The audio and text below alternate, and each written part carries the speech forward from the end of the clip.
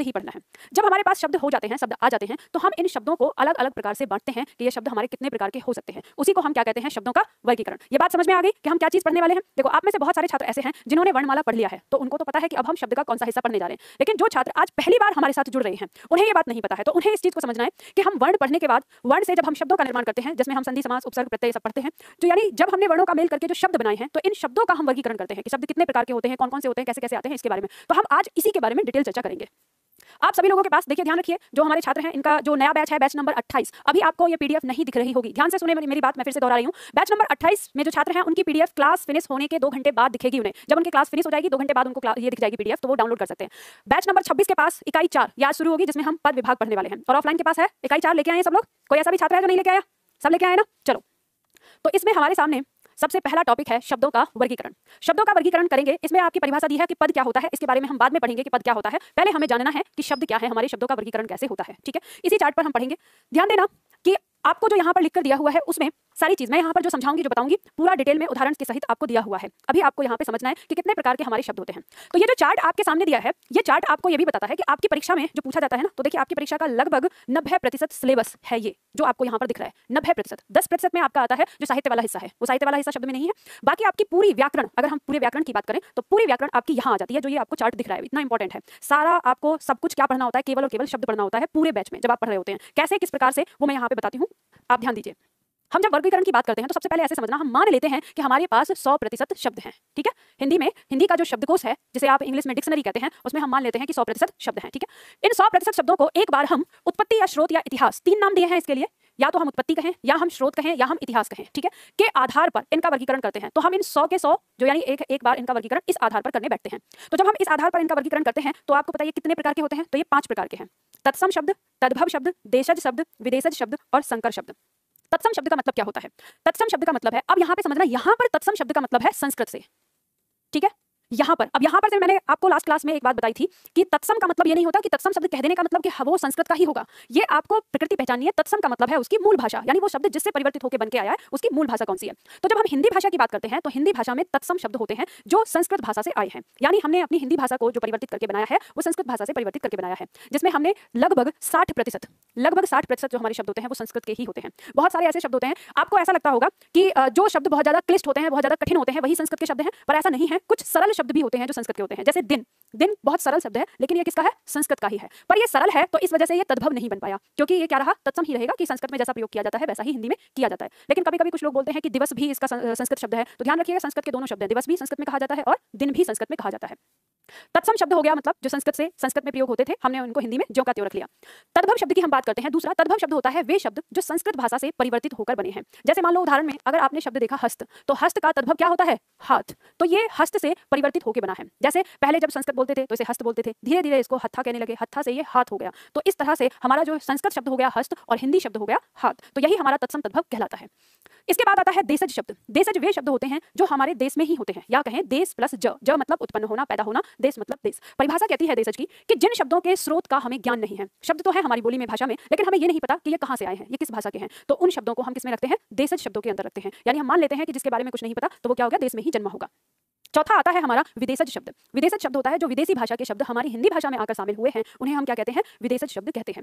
विदेशज शब्द के अंदर उर्दू भाषा और अंग्रेजी भाषा और इसके अलावा और भी बहुत सारे शब्द हैं, अरबी, फारसी या पुर्तगाली या और भी जापानी, बहुत सारे शब्द हमारी भाषा में आते हैं। ठीक है, तो विदेशज के अंदर आते हैं ये। इसके बाद पांचवा आता है संकर शब्द।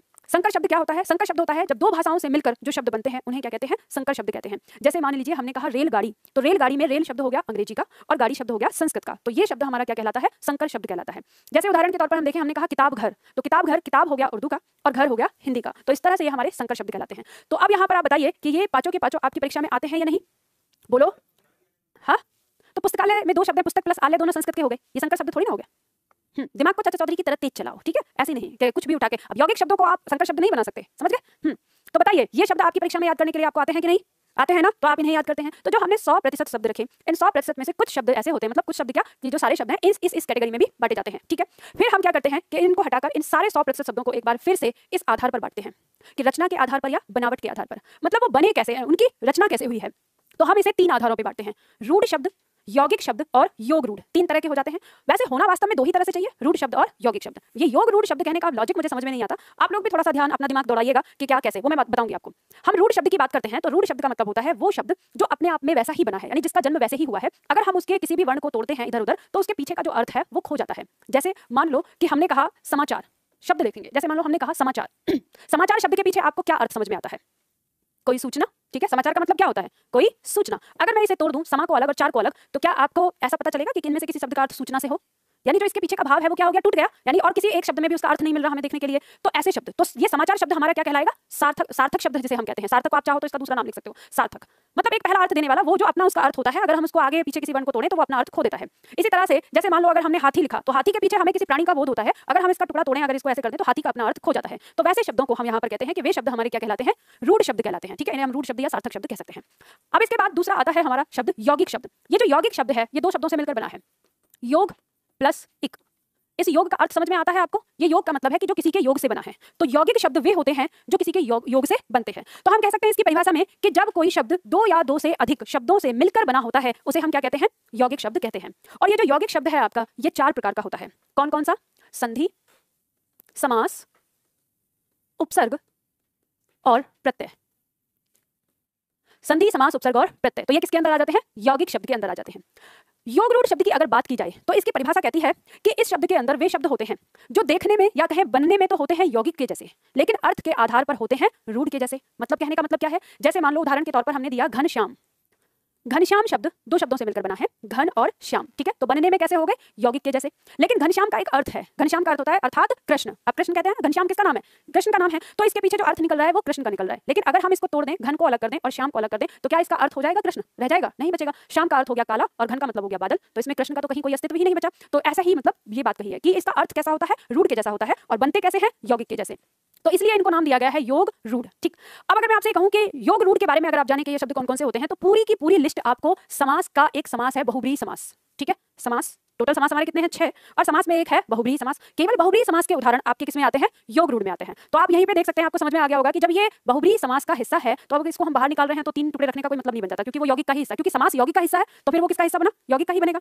अब यहाँ पे जो आपके सामने लिखे हैं ये शब्द, अब ये देखिए, तो ये तीन प्रकार के शब्द आपको समझ में आ गए कि अब जब हम दोबारा से इनको बांटते हैं तो ये शब्द हमारे इस तरह से तीन प्रकार के हो जाते हैं, रूढ़ शब्द, यौगिक शब्द और योग रूढ़। तो अब इसमें जो यौगिक शब्द है ये हमने चार प्रकार के देखे। तो बताइए कि आपकी परीक्षाओं में संधि, समास, उपसर्ग और प्रत्यय पढ़ाए जाते हैं कि नहीं? आप इन्हें पढ़ते हो कि नहीं? पूरा पढ़ते हो ना? तो हर टाइम आपको पढ़ना होता है। तो पहले आपने पढ़ा इन पांचों को, ये भी आपके सिलेबस में है, और फिर ये आते हैं ये चारों, मोस्ट इंपॉर्टेंट हैं आपके। समझ में आ गया? चलो अब इसमें एक बात और समझाती हूँ आपको। यहाँ पर जब कभी आप संधि, समास या उपसर्ग या प्रत्यय आप पढ़ते हैं तो अक्सर मैंने छात्रों को देखा है कि वो किसी भी शब्द को उठाकर बोलते हैं कि इसका संधि विच्छेद करिए, या इसमें कौन सी संधि है ये बताइए, इसमें समास क्या है ये बताइए, या इसका उपसर्ग बताइए, या इसका प्रत्यय बताइए। तो ध्यान रख लीजिए, हमने इस तरह से इसको बनाया है कि ये 100% शब्द थे हमारे पास, ठीक है। 100% में जब इनके तीन हिस्से कर दिए तो आपको पता है कि अगर आप इनको ऐसे बांटे कि मान लो 30% ये हो गया, 30% ये हो गया और 40% ये हो गए, तो आपको ये बात तो समझ में आ रही है ना कि जो शब्द रूढ़ में चले जाएंगे उन शब्दों के अंदर संधि, समास, उपसर्ग, प्रत्यय तो हो ही नहीं सकता। तो ये बात यहाँ पर सिद्ध हो जाती है कि हर शब्द में संधि नहीं होती, हर शब्द में समास नहीं होता, हर शब्द में प्रत्यय या उपसर्ग नहीं होता। तो किसमें होता है? जो यौगिक शब्द होते हैं उसके अंदर होता है। और यौगिक शब्द के भी हर शब्द में केवल संधि नहीं हो सकती, हर शब्द में केवल समास नहीं हो सकता, हर शब्द में केवल उपसर्ग और प्रत्यय नहीं हो सकता। तो इसका मतलब ये जो 40% शब्द हमारे पास आ रहे हैं, या इनको अगर हम बड़ा एक मोटा हिस्सा भी ले लें, 60 ले लें या 70% भी रख लें, तो ये 70% या 60% शब्द भी ऐसे हैं कि जिसमें पूरे के पूरे संधि या समास, उपसर्ग विधि से बने नहीं होते। तो एक बात हमको यहाँ पर इस वर्गीकरण से समझ में आती है कि हर शब्द में संधि हो, उपसर्ग हो, प्रत्यय हो, समास हो, ऐसा जरूरी नहीं है। समझ गए? तो ये जो हर कोई इंसान जैसे जिनको हिंदी का ज्ञान नहीं होता, उठा के लेके आपको कोई भी शब्द दे देता है और कहता है इसमें संधि बताओ, इसमें समास बताओ। समझ गए? तो अब किस शब्द में क्या है ये खोजना होगा, तो जब हम पढ़ेंगे इनको तब हम बताएंगे आगे। इसके बाद हम फिर से इसका एक बार फिर से वर्गीकरण करते हैं, और इस बार हम वर्गीकरण करते हैं अर्थ के आधार पर। अर्थ के आधार पर, तो अर्थ के आधार पर ये 5 प्रकार के होते हैं। फिर से क्या हुआ? तुम लोगों को ठंडी लग रही है? तुम लोगों की शकल से पता तो चल रहा है, सिकुड़ रहे हो एकदम, बड़ी ठंडी लग रही है। कभी सच बताओ ना, मैं तो आप लोगों से इतनी परेशान हूँ, कभी ठंडी लगती है कभी गर्मी लगती है। ये वाला अगर बंद कर दिया ना थोड़ी देर में, आप लोगों का तो पता नहीं, पर मैं जरूर जल जाऊंगी। पीछे बैठना हुआ, ठीक है।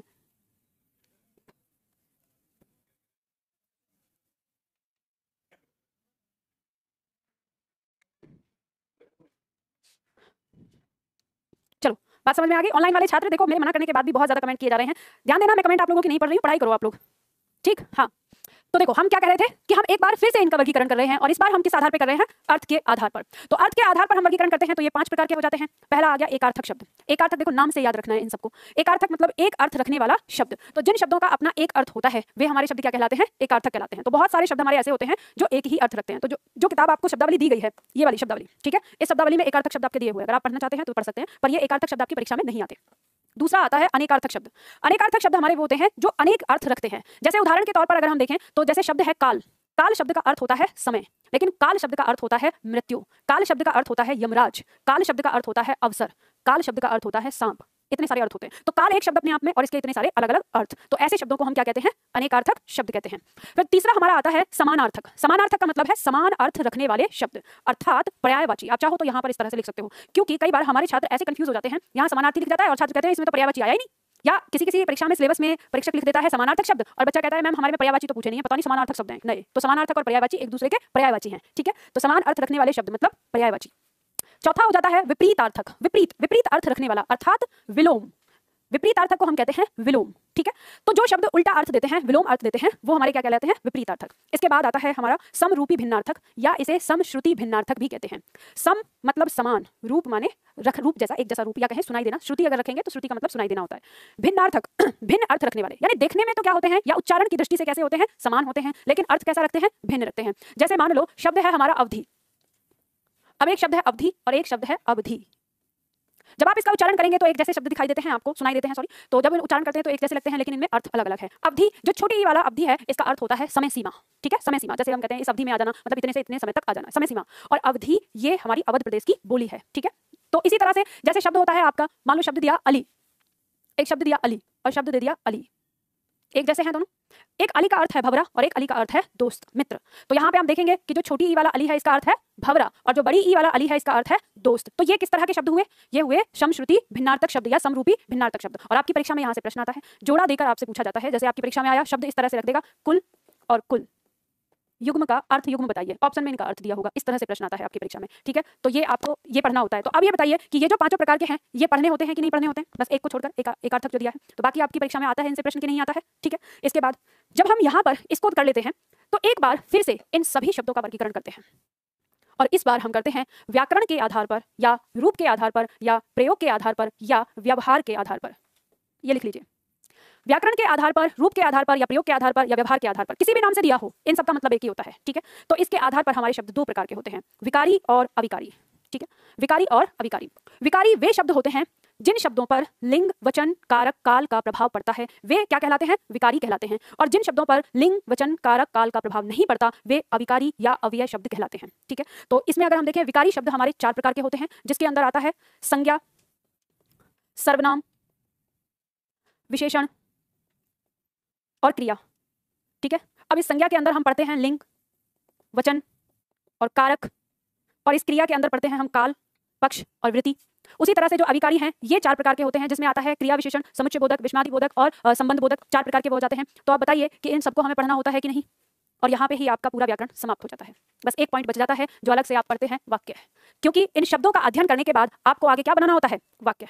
तो बताइए, मैंने आपसे कहा था कि शब्दों के वर्गीकरण से आपको पता चलेगा कि आपका जो सिलेबस है पूरा का पूरा सिलेबस यही है। समझ में आ गया ना किस तरह से? यानी आप पूरी व्याकरण में क्या पढ़ते रहते हैं? केवल और केवल शब्द पढ़ते रहते हैं। बस बात अलग है, कभी उस शब्द को आप संधि के नाम से पढ़ते हो तो आपको पता नहीं चलता, आप कहते हो संधि पढ़ रहा हूं। कभी आप उसको प्रत्यय के नाम से पढ़ते हो, कभी उपसर्ग के नाम से, कभी समास के नाम से। तो कभी आप उसको संज्ञा के नाम से पढ़ते हो, तो कभी लिंग वचन के नाम से पढ़ते हो, कभी कारक के नाम से पढ़ते हो, तो कभी विशेषण और क्रिया या सर्वनाम के नाम से पढ़ते हो। और पढ़ते क्या हो? केवल और केवल शब्द।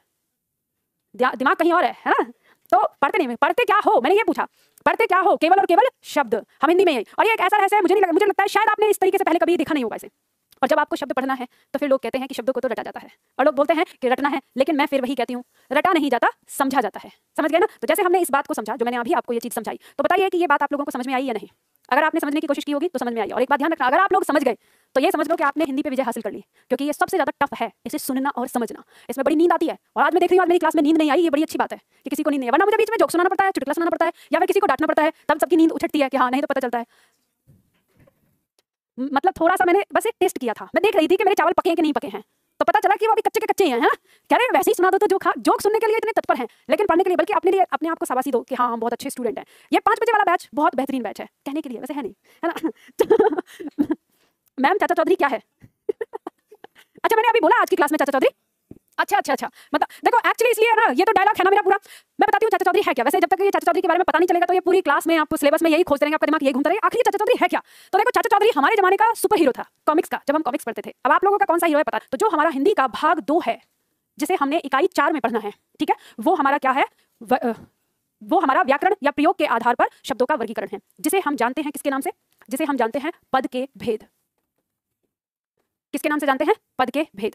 तो पद के भेद, अब आपके दिमाग में एकदम से थोड़ा डाउट आ रहा होगा कि मैम अभी तक तो हम पढ़ रहे थे इसको कि ये शब्दों का वर्गीकरण है, कि शब्दों का वर्गीकरण, लेकिन अभी अभी हमारे सामने शब्द क्या आ गया? पद। तो क्या आप मुझे बताएंगे कि शब्द और पद एक दूसरे के पर्यायवाची हैं, या इनमें पर्यायवाची तो हैं लेकिन इनमें अंतर भी होता है, या कोई अंतर नहीं होता? अंतर होता है। क्या अंतर होता है बताइए? शब्द क्या है और पद क्या है? अच्छा, दो शब्द मिलकर पद का निर्माण करते हैं? क्या बात है, दो शब्दों का? अरे क्यों प्रयास कर रहे हो, नहीं बताया तो शांत बैठे रहो, ठीक है? हाँ, जब किसी शब्द को वाक्य में प्रयोग किया जाता है तो उसे पद कहते हैं, बिल्कुल सही। तो देखो यहाँ पर हम इसी बात को जानेंगे कि किस तरह से, जैसे देखो हमने कहा, नाम लिया हमने एक सोहन, ठीक है, जैसे शब्द है हमारे पास पुस्तक, जैसे शब्द है पढ़ना, ये तीन शब्द हैं, सोहन, पुस्तक, पढ़ना, ठीक है, अलग अलग हैं। जब ये अलग अलग हैं तो हम इनको क्या कहेंगे? शब्द कहेंगे। लेकिन हम इन तीनों शब्दों का प्रयोग करते हुए एक वाक्य बनाते हैं। हमने वाक्य बनाया, सोहन पुस्तक पढ़ता है, सोहन पुस्तक पढ़ता है। तो इस समय जो हमारा ये वाक्य है, इस वाक्य में जो ये सोहन है, अब ये सोहन शब्द न कहलाकर क्या कहलाएगा? पद कहलाएगा, ठीक है? क्या कहलाता है? पद। और इस पद में भी क्या है? अब पद क्या है? ये कौन सा पद है? तो अगर मैं आपसे पूछूं कि सोहन इस वाक्य में क्या है, काम को करने वाला या काम है करने वाला? काम को करने वाला है ना, तो जो काम को करने वाला है उसे हम क्या कहते हैं? कर्ता कहते हैं। ये जो नाम आ गया तो ये कर्ता पद है, ठीक है? सोहन क्या है इस वाक्य का? कर्ता पद। अगर ये पूछें कि इसकी प्रकृति क्या है, ये संज्ञा है, सर्वनाम है, विशेषण है, क्या है, तो हम बताएंगे कि ये क्या है? संज्ञा है, क्योंकि किसी का नाम है। तो ये जो अब संज्ञा है, ये क्या है? इसका पद है। तो पद शब्द का अगर शाब्दिक अर्थ देखें तो पद शब्द का अर्थ आता है पदवी। जैसे मान लीजिए कि आप लोग तैयारी कर रहे हो एसआई की, कोई आईएएस की, कोई पीसीएस की, कोई दरोगा बनना चाहता है, कोई कांस्टेबल बनना चाहता है, सब अलग अलग से तैयारी कर रहे हैं, ठीक है? तो इसमें आपने मान लो कि आप दरोगा बनते हो, दरोगा के लिए तैयारी कर रहे हो, तो दरोगा अगर आप बन जाते हो तो आपके कंधे पर जो स्टार लगते हैं और फिर जो आपको वो मिलता है उसे आप क्या कहते हैं? कि मुझे पद मिला है। समझ गए ना? वो जो पहचान आपकी बनी है वो क्या है? पद। तो शाब्दिक अर्थ वही होता है। तो ये वही पद है कि ये जो हमारे शब्द थे ना, इन शब्दों को वाक्य में क्या मिल गया? पद मिल गया। और यही इन्हीं पदों के बारे में कि कौन सा संज्ञा है, कौन सा सर्वनाम है, कौन सा विशेषण है, कौन सा क्रिया है, इन्हीं के बारे में विस्तार रूप से पढ़ने के लिए हम क्या पढ़ते हैं? पद के भेद, यानी इसी पद के भेद पढ़ते हैं। और यही पद के भेद में ये पद दो प्रकार के होते हैं, विकारी और अविकारी। विकारी पद हमारे वो होते हैं जिनमें परिवर्तन हो जाता है। अब आपके दिमाग में देखो, मैं ये कहती हूँ जब हिंदी को आपको पढ़ना है तो ऐसे नहीं रट रट के नहीं पढ़ना। अविकारी पद के लिए हमको ये तो कह दिया कि लिंग, वचन, कारक, काल के आधार पर क्या होता है? इनमें परिवर्तन हो जाता है। कभी आपने प्रैक्टिकल किया है कि परिवर्तन भी कैसा परिवर्तन? कभी सोचा है कि किस तरह का परिवर्तन? वो परिवर्तन तो बताओ हमको कि परिवर्तन जो हो रहा है तो वो कैसा परिवर्तन हो रहा है? तो कभी सोचा है? नहीं। जैसे व्यंजन की परिभाषा में नहीं सोचा तो वैसे कभी सोचा ही नहीं। चलो अब सोच लो, अब जान लो कि किस तरह से परिवर्तन होता है। तो देखो परिवर्तन ऐसे होता है, जैसे मान लो शब्द लिखा है लड़का, अगर मैं आपसे कहूं कि इस लड़का शब्द का स्त्रीलिंग क्या होगा तो आप लिखेंगे लड़की। तो बताइए लड़का और लड़की इन दोनों शब्दों में एकता है, मतलब एक रूप है, या अलग अलग है? अलग अलग है। अगर मैं आपसे कहूं कि लड़का शब्द का बहुवचन बताइए तो क्या बताएंगे आप? लड़के। तो लड़का और लड़के दोनों में अंतर है कि नहीं है? तो देखो ये जो शब्द था लड़का, इस लड़का शब्द का परिवर्तन हुआ स्त्रीलिंग के आधार पर, यानी लिंग के आधार पर परिवर्तन हो गया लड़की में। वहीं वचन के आधार पर परिवर्तन हो गया लड़के में। इसी परिवर्तन को हम कहते हैं विकारी, ठीक है? विकार होना, इसी परिवर्तन की बात कर रहे हैं। जैसे मान लीजिए हमारा शब्द है मैं, इस मैं के साथ हम ने कारक चिन्ह का प्रयोग करते हैं तो शब्द क्या बनता है हमारा? मैंने। अगर इस मैं के साथ हम को कारक चिन्ह का प्रयोग करते हैं तो क्या शब्द बनता है? हैं? हमको मैं को मुझको। क्या बनता है? मुझको, या इसे मुझे भी कहते हैं।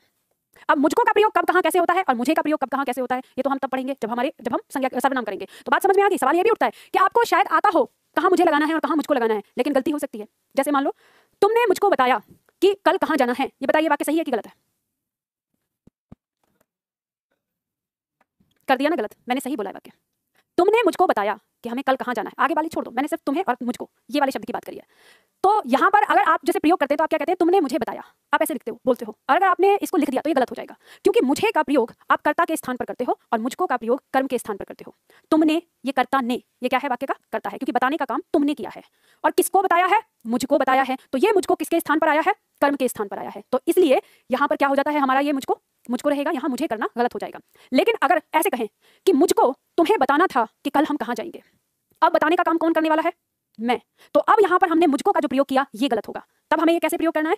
मुझे तुमको बताना था। अब वो जो तुम्हें लिखा है वो क्या हो जाएगा? तुमको, ठीक है? क्योंकि बताने का काम मैं कर रहा है तो वो हो गया वाक्य का कर्ता, और जिसको बताया जा रहा है वो कौन है? तुमको। तो बात समझ में आई? तो ये हम सर्वनाम का प्रयोग आज तक ऐसे करते आए हैं, हम प्रयोग करते आए हैं, सामने वाला सुनता आया है, समझता आया है, उसने कभी हमारी बात को क्रॉस नहीं किया तो हमने कहीं कभी सुधारने की कोशिश नहीं की, जैसा सुना वैसे सुन लिया, सीख लिया। अब एग्जाम में जब हमारी परीक्षा में वाक्य शुद्धिकरण पूछा जाता है तो वो इसी तरह से पूछता है और कई बार हम करके आते हैं क्योंकि हम तो बोलचाल में यार इसमें क्या गलती हो सकती है, समझ में नहीं आ रहा है, पता नहीं क्या हो रहा है, और ऐसे ही अटकते रहते हैं। ठीक है, तो यही इन सारी चीजों को हम विस्तार से सीखेंगे यहाँ पे। तो ये सब हम देखेंगे। ये कब हमें समझ में आएगा? जब हम पढ़ेंगे कि कारक चिन्ह का प्रयोग कैसे होना है, जब हम पढ़ेंगे कि लिंग क्या होता है, जब हम पढ़ेंगे वचन क्या होता है, ये सारे पद है क्या, संज्ञा क्या है, सर्वनाम क्या है, सर्वनाम का प्रयोग किसके स्थान पर होता है। तो जब हम इन सब चीजों को विस्तार से पढ़ेंगे तभी हमें समझ में आएगा। ठीक है, तो आज की क्लास में हम इतना ही करेंगे क्योंकि अगर हम इसके आगे शुरू करेंगे तो फिर हमारा टॉपिक जो संज्ञा है वो शुरू होगा। तो इसलिए आज इतना ही करते हैं क्योंकि हमने जाना कि पद, अरे मतलब इतनी जल्दी हिल डुल कैसे लिए जाने के नाम पे। मैंने कहा आज की क्लास में ये पढ़ने का काम तो हम यहाँ पे करेंगे। अब कुछ चीजें हैं जो आप लोगों को भी हो सकता है समझनी हो सकता है ऑनलाइन वाले छात्रों को, खास करके ऑनलाइन वाले छात्रों को ज्यादा समझ रही है। सबसे पहला सवाल आपका ये होगा कि हमारा नोट्स कैसे बनेगा। तो देखो एक बात बताती हूँ, नोट्स आपका इस तरह से बनेगा, जैसे ही आपकी क्लास खत्म होगी तो जहां आपने जिस बैच में जाके आपने क्लास देखी है उस बैच में आपको ना 3 तरह से ऐसे बॉक्स देखने को मिलेंगे आज के बाद। ठीक है, कल से देखने को मिल जाएंगे। तो ये 3 तरह के बॉक्स देखने को, अभी तो आपको लाइव वाला दिख रहा होगा, पहला बॉक्स है लाइव वाला, आप पहली क्लास यहाँ पे देखते हैं। ठीक है, लाइव, जब लाइव क्लास देखते हैं। अब ये लाइव क्लास 24 घंटे इस बॉक्स में रहती है। 24 घंटे के बाद ये आपकी आ जाएगी इस बॉक्स में जिसमें लिखा होगा सभी कक्षाएं। ठीक है, तो इस बॉक्स में आपकी ये क्लास आ जाएगी और सभी कक्षाओं पे जब आप क्लिक करते हैं तो ये कुछ इस तरह से खुलेगा। यहाँ पर वीडियो लिखा होगा, यहाँ नोट्स लिखा होगा और यहाँ एक्सरसाइज। तो ध्यान रखना, पहले आपको इस तरह से वीडियो मिलेगी क्लास की, इसके अंदर सब लोग ध्यान से समझ लो, वही बता रही हूँ। जब सभी कक्षाओं पर आप क्लिक करते हैं तो आपको